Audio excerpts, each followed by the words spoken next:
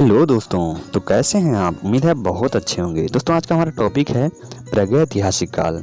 यह वह काल था जिस समय इतिहास में कोई भी ऐसे विवरण या कोई भी ऐसा साक्ष्य उपलब्ध नहीं था जिसके माध्यम से हम उनकी जीविका या रहन सहन या कार्य करने की शैली, ये सारी चीज़ों के बारे में हम आसानी से जान सकें।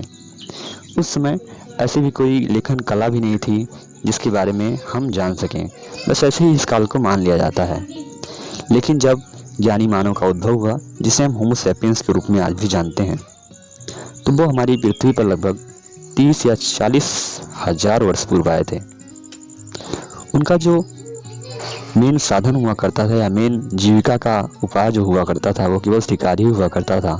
और शिकार को वो जीविका के रूप में तो लेते ही थे, साथ ही साथ वो उसे एक प्रकार से अपने मनोरंजन का साधन भी मान चुके थे।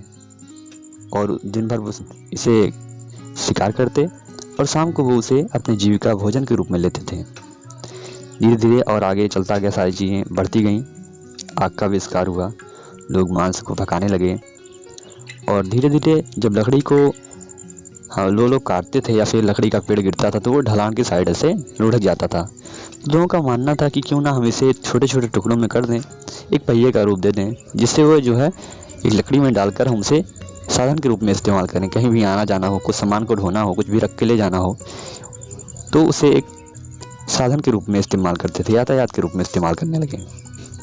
धीरे धीरे मनुष्य क्या हुआ, अस्थायी होता गया। अस्थायी होने का मतलब ये है कि आसपास खेती, उपजाऊ जहाँ ज़मीन हो वहाँ खेती करने लगे, और जहाँ फल की सुविधा हो, पेड़ों में फल मिलते हैं आसानी से, पानी की सुविधा हो और सारी सुख सुविधाएँ जहाँ पर उपलब्ध हों, तो वहाँ पर आदमी अस्थायी होने लगता है धीरे धीरे।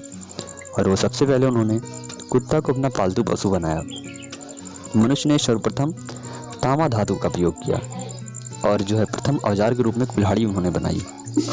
लोहे को क्या है, एक साइड में लकड़ी के एक साइड में लगा दिए और उससे जो है सामान को काटने लगे या फिर लकड़ियों को काटने लगे भोजन पकाने के लिए।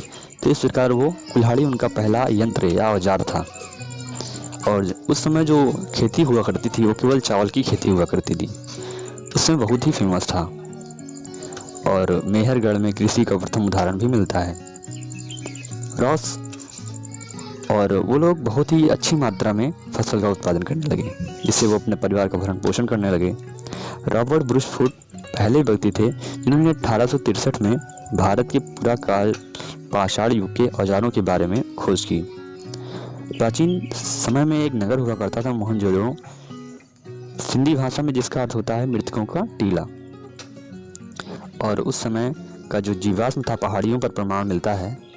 मनुष्य संबंधी पहला प्रमाण नर्मदा घाटी से मिला।